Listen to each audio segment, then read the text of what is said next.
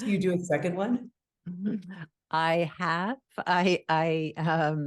This was a couple of years ago, but yeah, I had this amazing interview and then like went to go grab it from Zoom or whatever. And I was like, shit, oh my God. And I had to reach out and be like, oh, by the way, can we Can we do do that another again? one? That's really funny. I just like thought I was recording a session for a client, 2 hours of information didn't go. And so I'm like, here's a Oh, 15-minute recap. Just like yep. at this time, when it Yeah, works, it's awesome. And when it doesn't, it's a liability. So absolutely. Absolutely. But yes, so knock wood. It seems like Zoom is pretty reliable these days, but yeah, I mean, there's always that too, that it doesn't record the way you want it to. But anyway, yeah.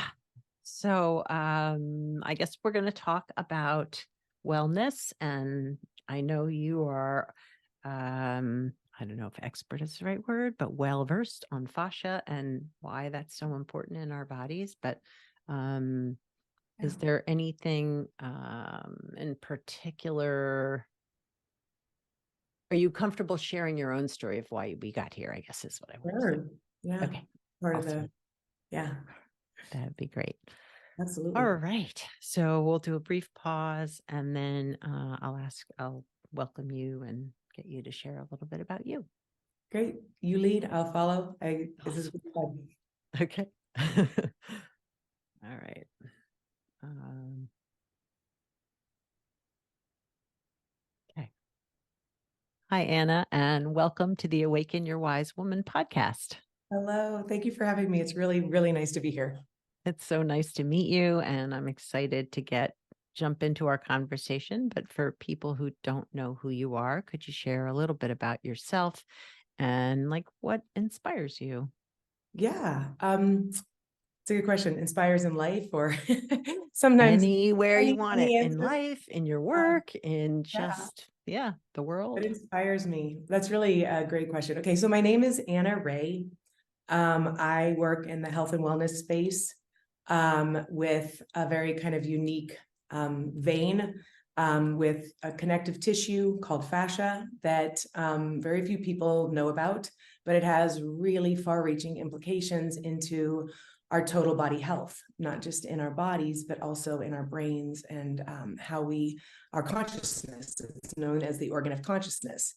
And so there's a lot of really fun, broad ways to work with humans to bring about health and vitality inside this medium. And so I've spent 25 years trying to heal myself first, and then be able to bring this kind of new way of thinking and feeling and a practical kind of mechanical approach to working with the body and your mind for restoring or like progressing or growing. And so I would say what makes me feel inspired, I really love people. I love people's stories. I love the complexity of life. I love, yeah, I just love doing what I do because I get to work with whole person. And being able to, I'm an educator, I think, more than anything. And I love to teach and have ideas sink in and see progress. And I love to take potential and make it actual. I'm pretty passionate about, kind of just journeying. I think um, one of our greatest aspirations as a human being is to be able to evolve, like this internal kind of like spirit, like thrust towards better, towards more, towards potential, towards this hunger and pursuit of, I don't know, is it ultimately the divine? Maybe, this like ultimate place.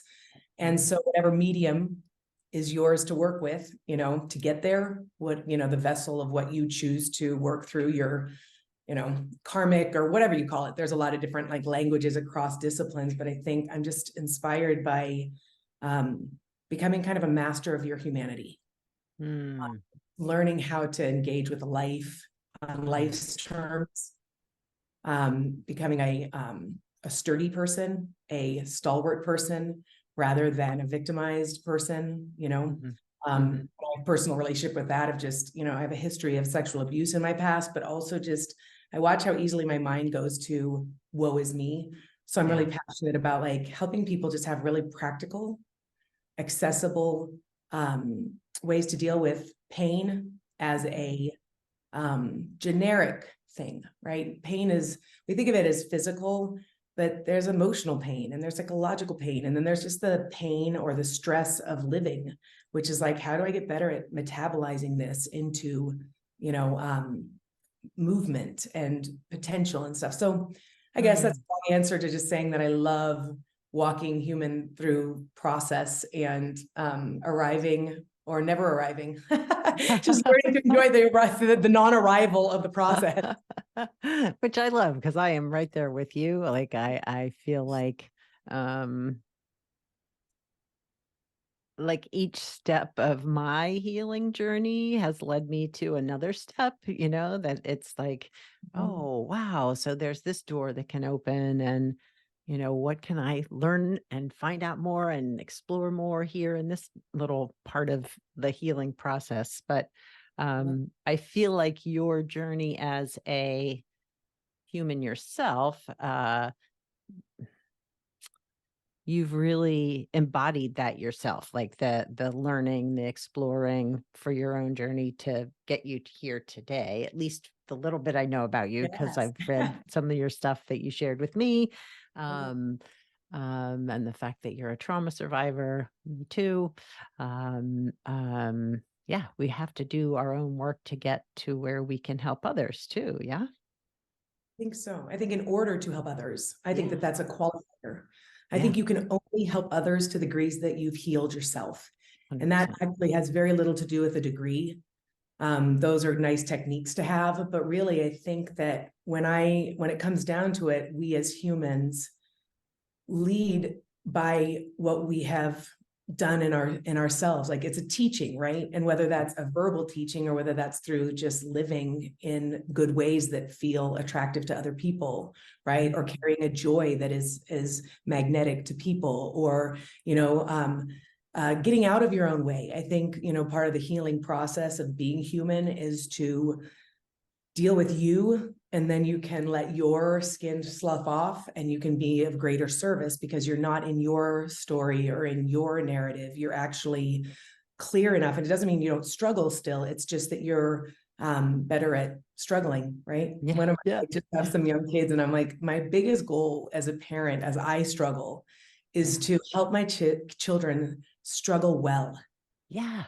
to really be like conquerors, to be able to like have this stalwart, I'll figure it out, rather than what's wrong? Shouldn't my life be like this? Or why didn't this come about? Or I've worked so hard for this, or, Yeah.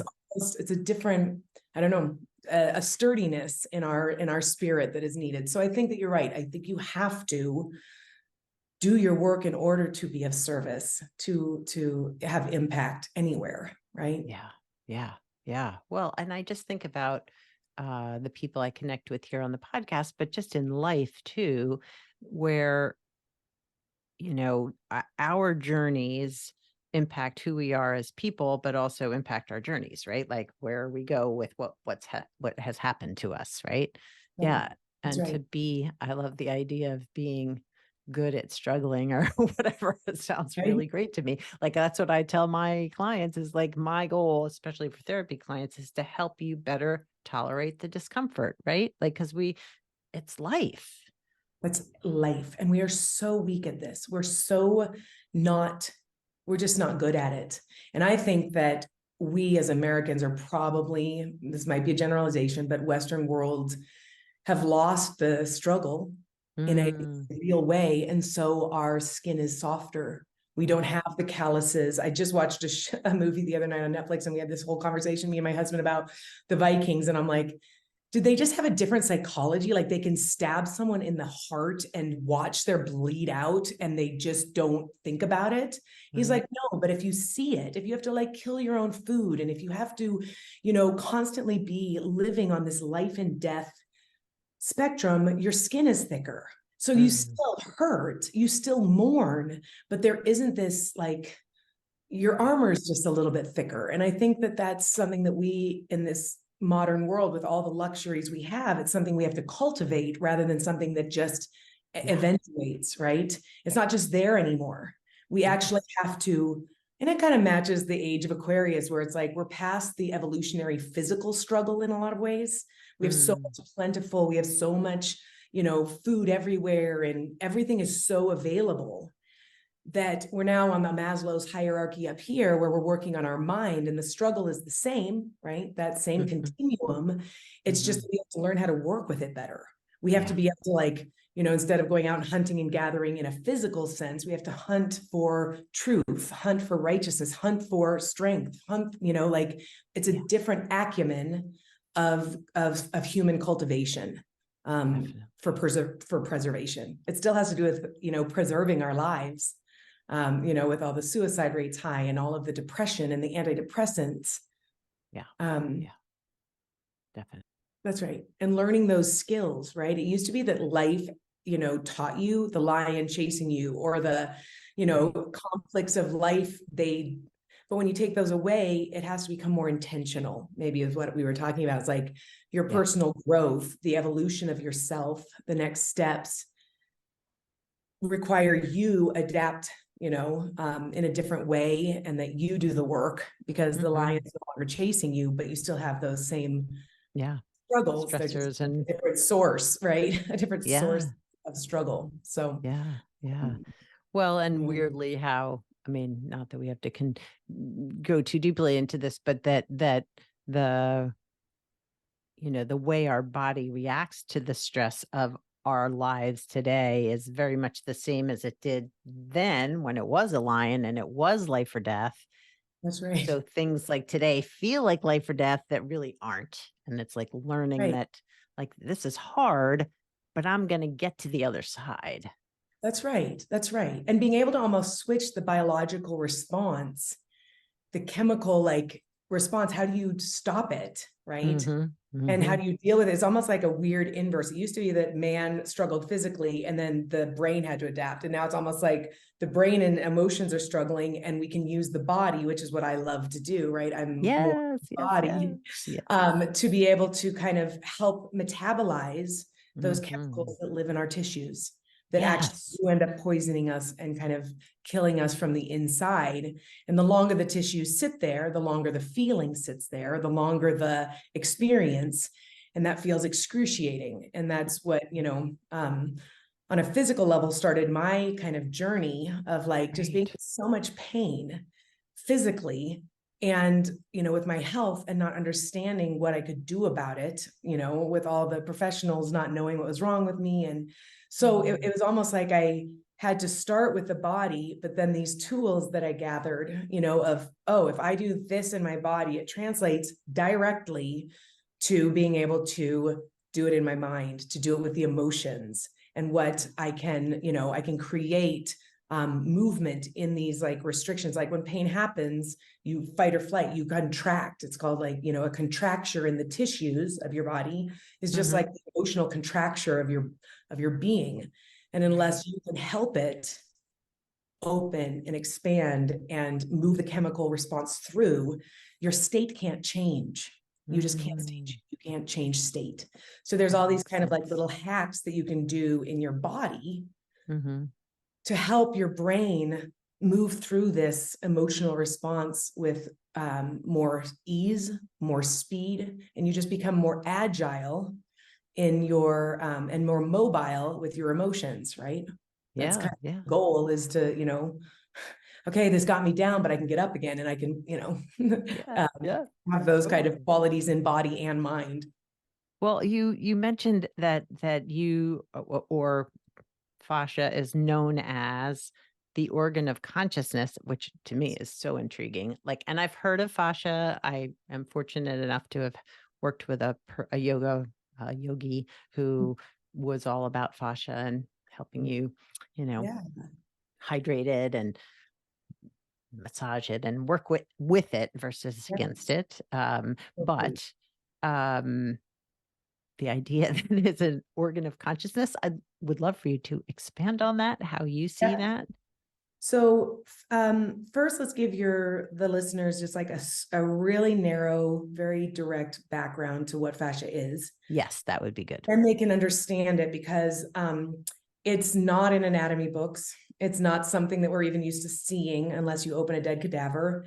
Fascia is a generic term for a type of tissue in your body. It describes a lot of different types of tissues that are all responsible for connecting your body and holding its shape and holding its functions. And it's really kind of fun to look at it from like a tissue type, like saying my shirt is cotton. You can say my body is 90% fascia. But you also like to look at it from a connective tissue system, because that's when it really becomes very significant, like a digestive system, like a endocrine system. The connective tissue system comes with its own, like what it does in the body, how it functions and how it interacts, and why it becomes a master body system is because it's pervasive everywhere, everywhere, but it also works with every other system. One of its fascia purposes or its fascial organs is that it wraps around and facilitates different things in different body systems. And so fascia becomes this like, and I use them interchangeably, fascia and the connective tissue system becomes this like medium for crawling in your body and have really significant influence over your health. But if you back up and you're like, okay, fascia is the organ of consciousness, it's this idea that your brain is an organ, right? That is used to process your mind consciousness. It holds your mind consciousness. And fascia in the body has like 4 times as many sensors as any other tissue. It's constantly listening, collecting information, and regulating communication in the body. Wow. Sending this to a very important area of the brain called your insula. And this area of the brain is still also up and coming and studying, like finding out exactly what it does and how it relates. But it's appearing that this insula is related to how we actually attach meaning to things, where it's not just the proprioception of information, but it's how we in the brain organize it to have importance and relevance, how it affects us, which then triggers our reactions to things and how we're connected. So for someone who's listening, you can be like, oh, I like the taste of this wine. That's all kind of collected through sensory receptors that are telling you what's tannic and what's this and what's that, and the heat and temperature, all of these types of information sensory collection. But when it goes to the brain, it's the insula area that's like, oh, this is a Pinot, and I have this memory from when my mom was sick, but we were traveling through Paris on our last time to da da da da, and it makes that flavor and the sense of it very significant to us. Okay. And so there's this very interesting relationship about refining the condition of your fascia to mental health, because the more effective the fit tissues are at being able to feed accurate information, good information, not relaying toxic information, right? The environment inside of you to this area helps to create a sense of ease and peace. Well, so thinking about that, like, so yes, you create this very pleasant memory around Pinot Noir and your, uh-oh, did we freeze again? Damn it. I think we froze again. Fuck.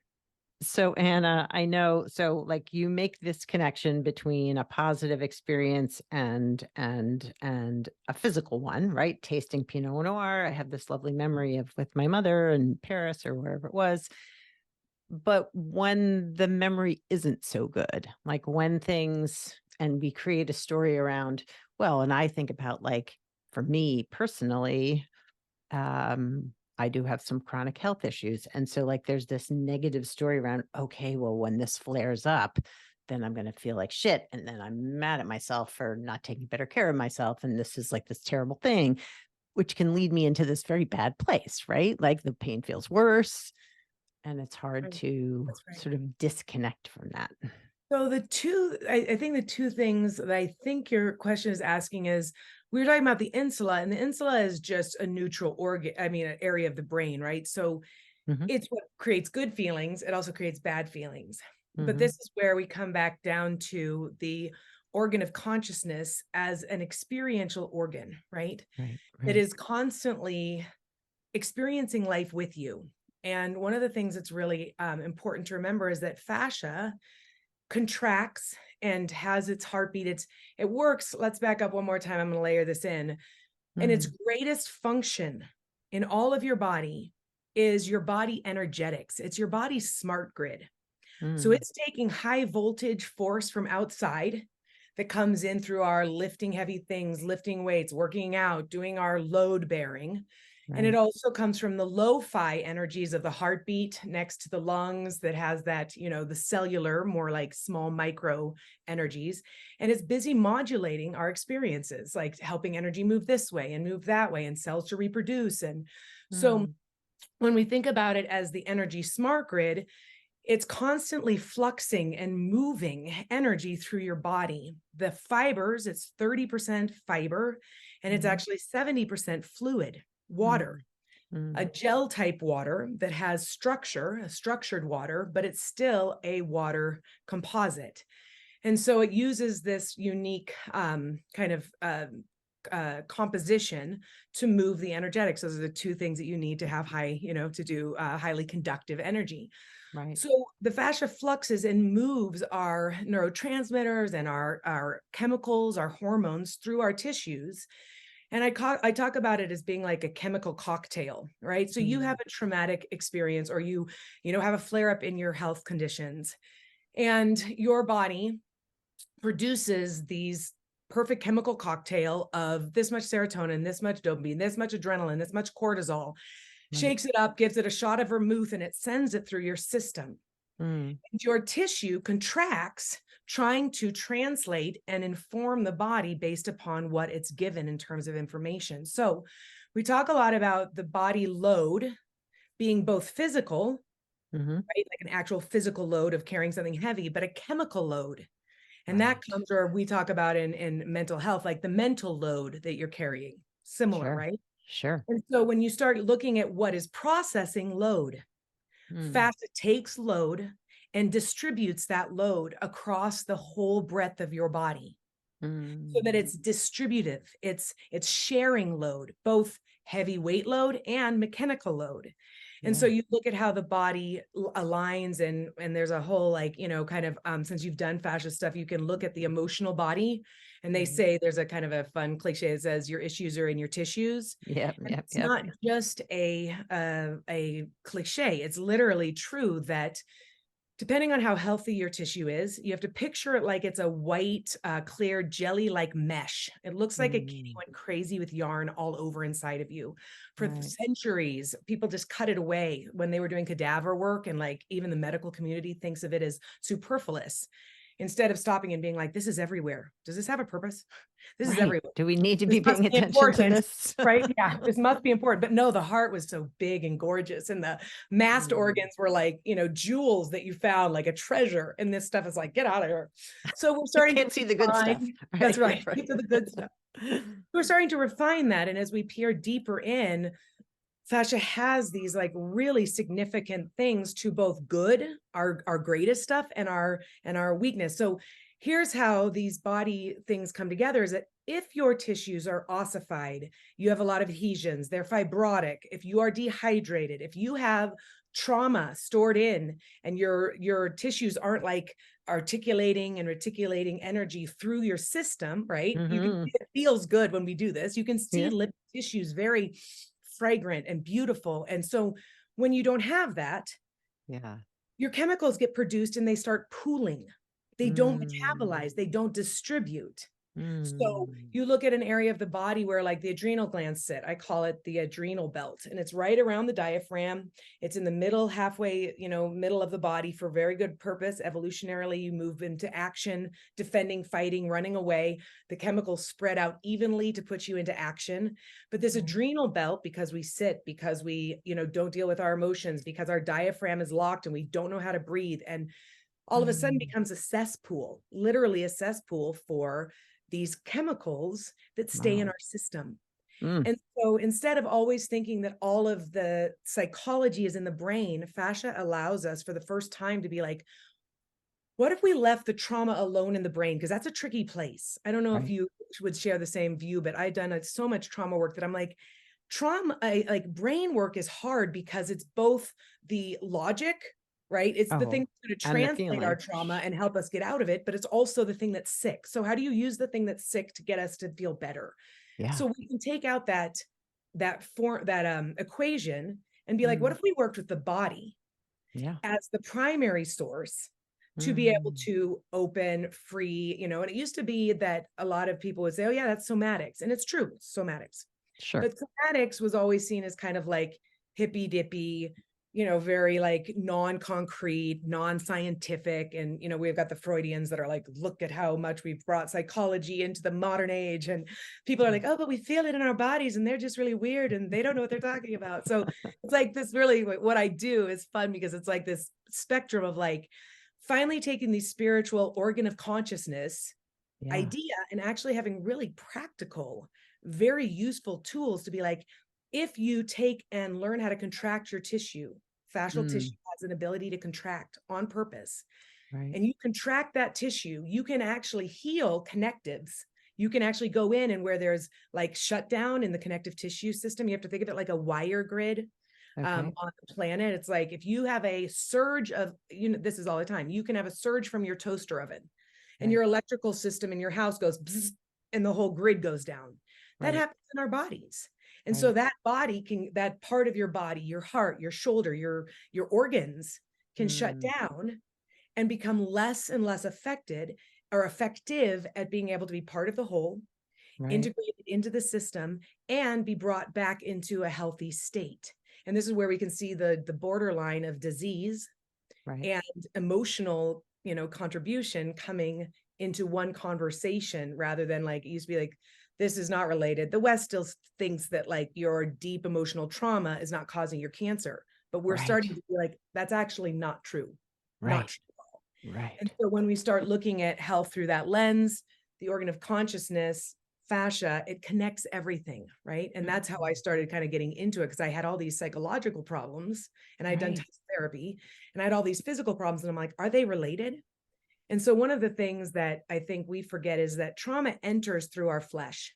Right. Right. And then it affects it if it's not dealt with, it affects our emotions. And if it doesn't affect if the emotions aren't affected, then it affects our mind and our mind gets sick. And so then if it doesn't affect that, it tends to hurt our spirituality, right? The actual Sure. spirit of who we are.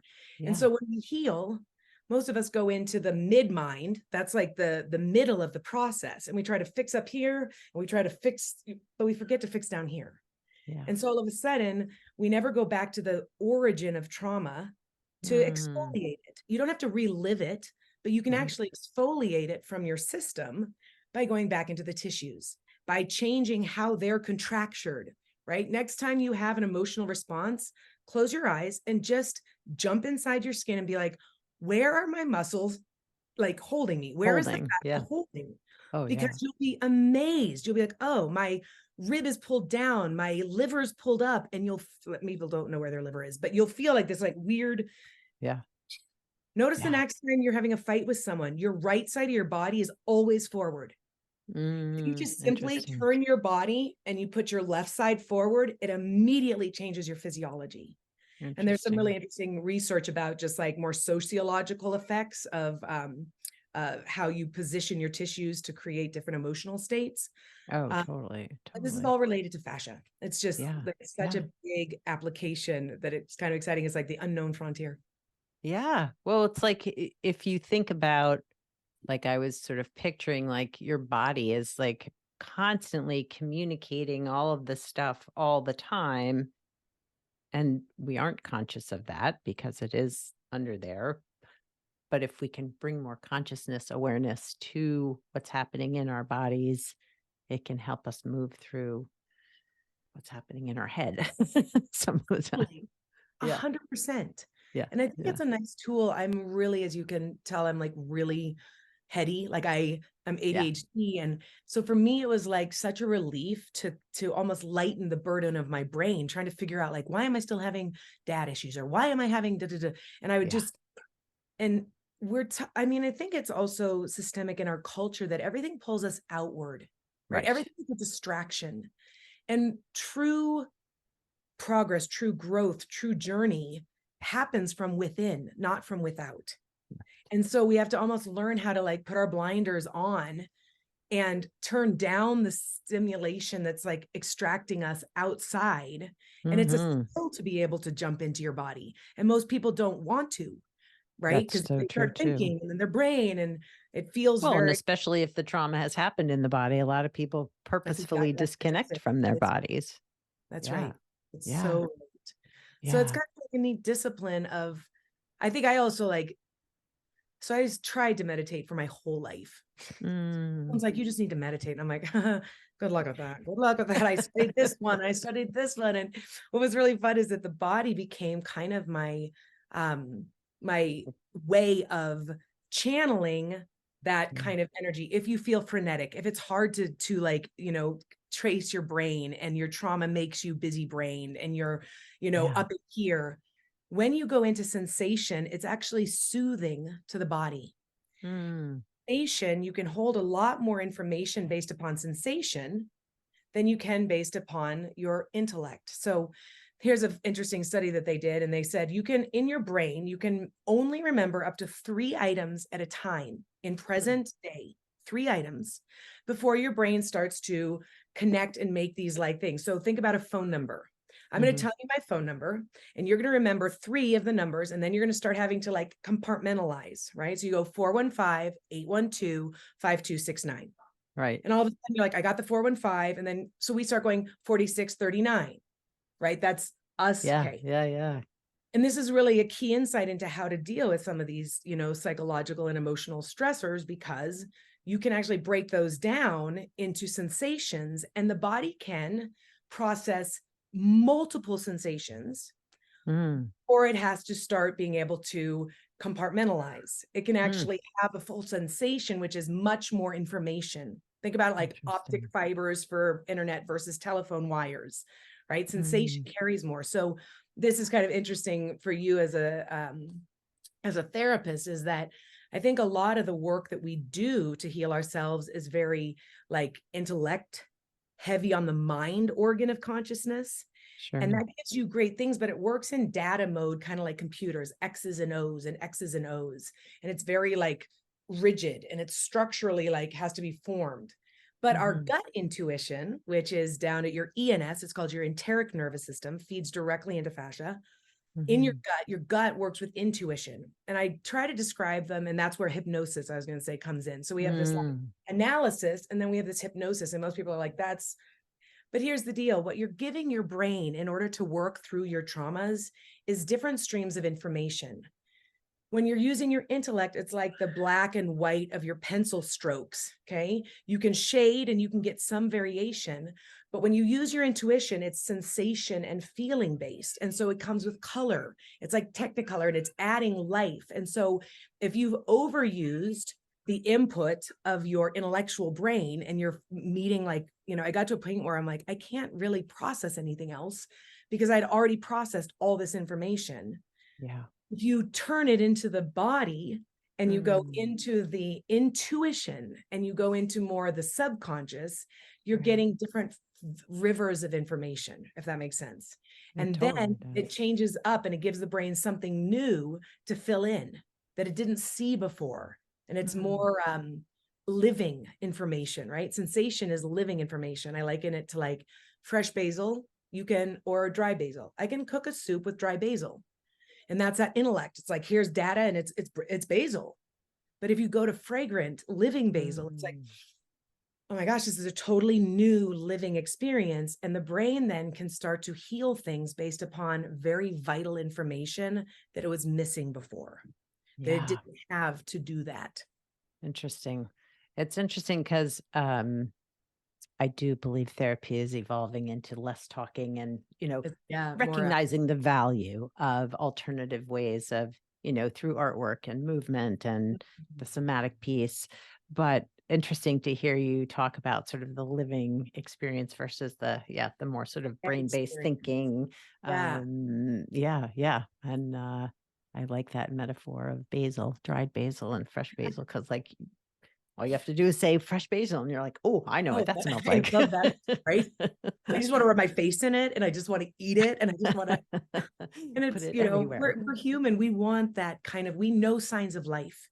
right? One of the challenges, I don't know, I did film for a long time, and one of the challenges in film with CGI, which is computer generated, was Mhm. how to make things look real, because the human eye is so good at assessing what is real and not. So you see a scene that's all CGI and you're like, well, Eh, Spider-Man, tell he's fake. But right. it's so good now. And that's the same thing, is that our pardon the language, but our bullshit monitor for what is true, what is good, what is right, Mm, is really high. And so it's almost like part of our process becoming older women and cultivating ourselves is to really go to high quality, high, like fresh basil, right? That has the true living vital information about our right. lives, and Mm, cultivating to that rather than going back to this kind of like um dead information. Does that make yeah. sense? Seeking Yeah. out, the vital things in life. Yeah. No, that makes Um, a lot of sense. Makes a lot of sense. yeah. So anyway. So if you, and I know you have a whole business and practice around fascia and helping people manage, work with the fascia versus ignoring it. Mhm. If there was some, I don't know, is there something that you would recommend to Mhm. listeners about how to better understand in themselves, like what Totally. their fascia and their systems are doing? Oh, that's interesting. That's a different question than I thought you were going down. I was going to give you some, and I could do this too, on how they can start, being aware and awake of their fascia. So I guess one of the things Yeah, well, that that's we were just talking about is like observing when you have an emotional response to life, which is 99.9% of your day. right. It's not good, bad, it's just information, but you'll start to be like, oh, that's weird. I do feel heaviness right behind my sternum. Or, Mm, oh, that's why the base of my neck is just vicing me. Or, oh, and you'll start to see that the dominant action of tissue when you are stressed is to contract. And mm, so the basic elemental antidote to contracture is expansion. And mm, so what we first start doing, because so much of our lives is contracting, the first thing I teach people how to do is just to actively traction. And people would know traction kind of like hanging on a traction bed or trying to lay on one of those inversion tables. But passive traction and active traction is another discussion entirely. But active traction allows you to be able to override a lot of this contracture. Fascia has feeds also to an area of the brain that responds to reflex, like your mm, thirst reflex, your hunger reflex, your sex, reflex for mm, desire and stuff. mhm, And so fascia, the need to flux and actually like move energy through, is called pendiculation. You see it mm. in animals that like after they're lying down, they get up and do the downward dog and they The stretch and shake, shake. right? That's right. That's right. So the fascia is like it's like a snow globe. If you Mm, sit for a long time and if you're heavy or if you've got a lot of chemical stress, you need to shake that snow globe, right? And get the lightness back into the tissues. And that should happen regularly, right? It's not something you do once a interesting. day like a workout. So it changes our perspective of like Mm, micro movements throughout the day versus just trying to do it in an hour long workout kind of a thing. makes And so sense. what the idea is that you start looking around the world at your life as a jungle gym. And you're like, I need to help my Mm, body metabolize my experiences. And since most of my experiences tend to be contraction, I'm going to look around and see, where can I hang my body, pull off of my kitchen sink? How can I use my parking meter to actively traction? And let me try to describe this because it's a auditory medium, not a visual medium. uh-huh, Attraction, that would be the basic elemental thing, is you start at your sink, unless you have an island that's too close. Most people's sinks are really great. They're about the right height. You grab onto the edge of your kitchen sink, widen your feet as if they're probably wider than your shoulders, and move your toes pretty close to the baseboard of your sink. Okay. mm, So you're mhm, going to sit back, bend mhm, your almost knees, like, yeah. and hang off and try to get your Mm, butt as far across the opposite direction to your sink as possible. hmm, And when you're hanging off that sink, you're creating this like pull through the fascial layers that's expanding. hmm, And it allows for them to be able to almost like offload. It's the action that pulls the tension along the fibers to share load. And Hmm. that's one of the most basic areas, is like you'll start to get addicted to like the handicap ramp while you're waiting for your Starbucks to get made, or your, car window while you're filling your gas in the summer, not made at this time of year, but so you're kind of looking around and you're like, I need to regularly, like, you get off the phone and you're stressed Mm, from something, a bank call. I mean, it's just little, right? It's not like, it's yeah, the accumulation of our stresses that hurt us. And so right. if we get good at, like, we have this experience, we go over and we pull it out of us. We have this Mm, experience and we go out and pull it in. And we see that interesting. it's like these two sides of the same spectrum, where it's like, I live and I digest. I eat food and my body naturally does that. Yeah. So we take the same process and put our stresses, our loads, our burdens through our tissues, and you will immediately notice, like, Hmm. oh, okay, I feel better. Is it gone? No, Yeah. but I can actually like re-engage, and it's not eclipsing me, right? Nowadays, I Mm, feel like one of the things is just we get eclipsed by our emotions, yeah. right? Yeah. And Yeah. that just shuts us down. And then we're like, it takes days to recuperate. And you're like, Mm, this can't take me days. I'm yeah. missing precious points of life, especially as we age. I'm like, every moment counts. I have I only 40 agree. more years to really do what I want to do.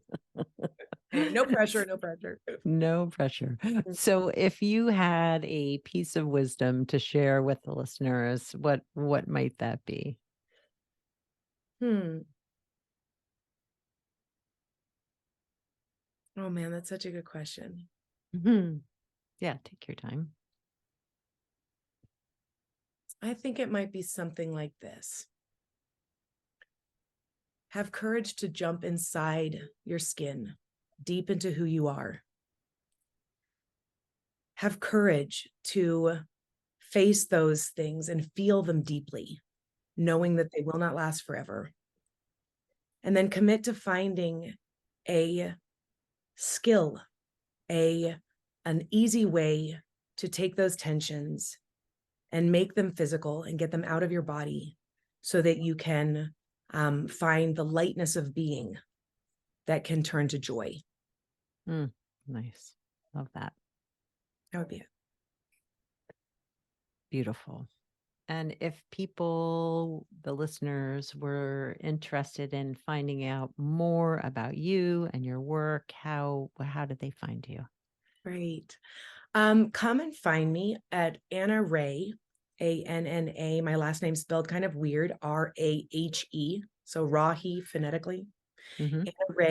AnnaRahe.com. And it's a great hub to kind of jump off and explore the GST part, which is what I do. It's GST body, which is kind of weird, but GSTbody.com is another way to learn more about the fascia stuff. Hmm. And then if you're interested in finding a movement practice that's holistic like this, we have an online studio, and that's so Anna Rahe is a great hub. I think of like a lily pad, and then you can go and find Up to all the other little yeah, lily all those pads of things. And what's if you there. put in your email and sign up, you can reach me directly. I answer everybody that Hmm. comes through the Anna Rahe website. And if you sign up, then you'll get like I think it's a 10 or 15% discount on any of the public or the services or products. So people can Very cool. jump in and just kind of, yeah, explore.